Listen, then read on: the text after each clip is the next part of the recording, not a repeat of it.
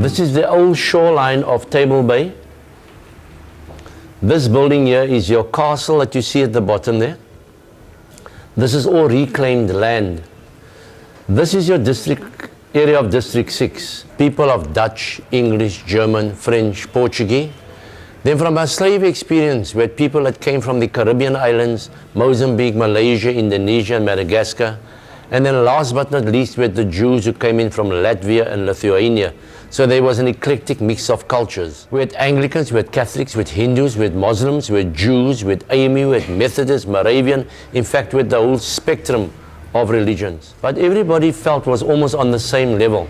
Okay, there were a couple of people who kept themselves a bit snotty and uppy, but dance music, your formal dance music, which was known as lang arm because of the extended arm.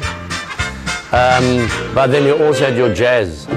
So there was quite a mixture of music also, and that's what made District 6 and gave District 6 such a vibrant lifestyle. Then along comes 1948. And when they came into power, they brought with them the Apartheid system. And amongst those laws were the Separate Immunities Act, the Immorality Act, the Mixed Marriages Act, and of course your Group Areas Act. If this building that we're standing, if you take the Separate Immunities Act, meant anything that could be used by the general public, that means your buses, your trains, your taxis, your restaurants, your hospitals, your recreation areas, even your beaches and your park benches were separate, white, non-white, European, non-European. If this building that we're standing in happened to be a post office, the one door would be for whites, the other door would be people of color. Then also your Mixed Marriages Act meant absolutely no marriages across the color line. That was verboten, no, nada, no ways. And then of course your Group Areas Act, which depicted where people of what color could stay. And as I said, on the 11th of February 1966, this multicultural interdenominational area was declared a white area. Views that you have behind me to the front of the area, and then you can appreciate the reason why this area was declared as a white area. Because it was prime property. And in order to proclaim the whole of the city of Cape Town as a white area, District 6 had to go, which then officially made the whole of the city of Cape Town white. And then they started moving the people out from 1967 onwards.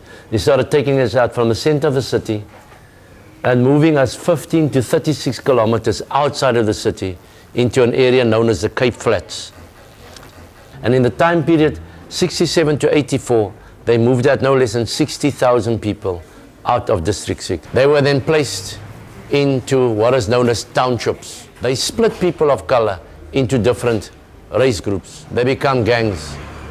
And we have an explosion of gang culture through all our townships, in all our areas. And everything else that goes with gang culture. That's your drugs, your prostitution, and of course your gang violence. And we're still suffering the aftermath of it today. Suddenly, you're uprooted. And I find myself in an area like Hannover Park. I don't know my neighbor on the left, on my right, in front of me, behind me, or above me. We're all sitting in isolation. When people were being forcibly moved out of District 6. And this was my first home of my own that I'd moved into this particular area, Hannover Park. And nothing seems to have changed much in this part of the world. But I suppose they've developed their own communities in this area.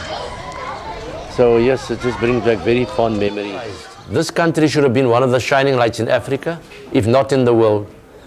Simply because we have no natural disasters, we've got enough living space, we've got enough agricultural land, we've got enough seaports along our coastline for trade between east and west.